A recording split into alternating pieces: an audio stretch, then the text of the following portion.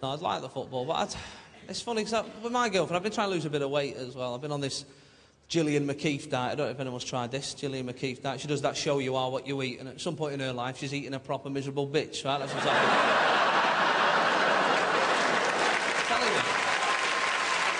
It's a nightmare. I've been doing it for a while, right? And you know, I've lost a bit, like, but it's hard work. It's hard work because you got to watch a program and you know, and go through her books and stuff like that. And you know what she does in this show, right? She decides what you should be eating. Does anyone know what else she does?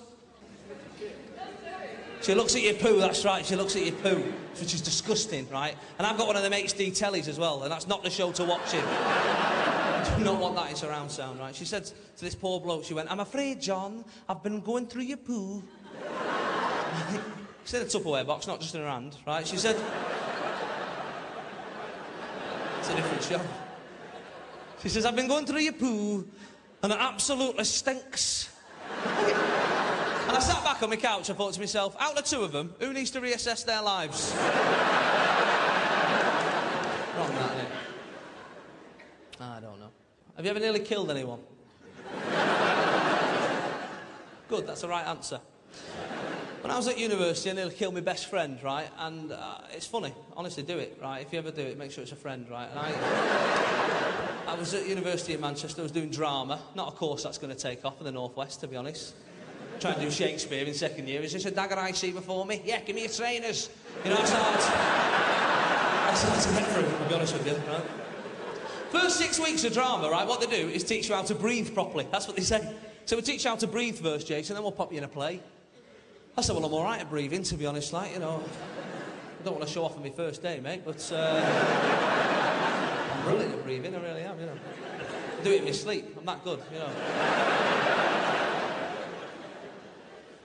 So sit in that class every day just thinking, how'd you fail this?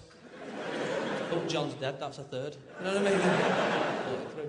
And I had this helium canister in my flat, right, because I was doing a project, blowing up balloons, obviously, and my mate come in, big Stu, and he's a big lad, he's sort of 6'5", stocky build, he plays rugby, so he's a bit thick, you know the type, he comes in. "Jay, let's have a go at helium." I said, all right, you can have the one go, right? Now, I've been putting it in balloons and sucking out of balloons, but he went straight for the pressurised canister. And when you're mates and you're lads and you can see your friends in danger, you say nothing, right? Because you can see this story opening up in front of you and think, I'm going to say nothing, I'm going to dine out on this, right? And like I said, ooh, we just going, ooh, we got squeaky voices, let's ring for a pizza. Right, and they love it.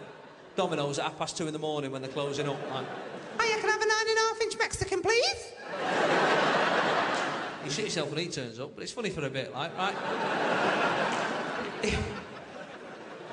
And taxis as well, great. There's a taxi company near me called Dolphin Taxis, right? Sometimes you ring up. That's how they answer the phone.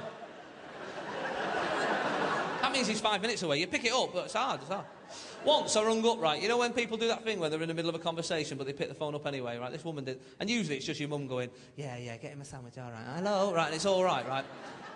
Sometimes it's a little bit sinister, right, because you're at the end of something. And I heard at the end of this conversation, she went, yeah, stabbed him in his face. Hello, taxi!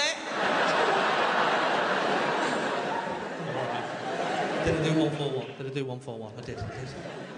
Now, I had this canister in my flat, and it was brilliant, right? And my mate Stu come in, go on, I'm going to have a go, right? I said, go on, knock yourself out, right? He did. He put his mouth on the nozzle, pressed the button, and it blew up in his face, right? He flew right across the room, right? It was a student flat, he didn't fly far, right? He's on the floor.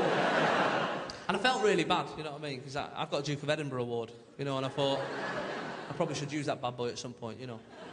Only in bronze, I'm not a dickhead, I had friends, right? And he's on the floor, and I was going, "Stuart, you all right, mate?" And his face is like a Ribena berry, proper bright red. And I was going, "Stuart, mate, talk to me. He's clutching his chest. He's a massive lad. And I'm going, "Stuart, come on, mate." And eventually he sort of stumbles, he went, "I can't breathe, you bastard! I'm gonna die!" And he breathed like that for a week. It was brilliant. Even the ambulance men were laughing. It was a right laugh. The best game of rugby I've ever seen in my life, it was. Pass it me! Yeah, all right, yeah, that's good. Before I go, I'll just tell you, I want to recommend something to you, right? And it is the sat-nav, right? Now, some of you will have one already. Who's got a sat-nav already?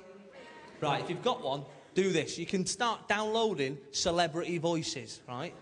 And it, honestly, it never gets boring, right? It really is brilliant. I mean, there's some of them you can actually put your own voice on, right? My girlfriend went, oh, I'll record you one. I was like, I don't think so. That's all I need, you going, it was that last left. No, well, I've got Mr. T on mine, right? 6 months I've had it, it's still funny, right? Turn left, sucker! Turn right at the roundabout, fool! It won't go to the airport, but apart from that, it is brilliant.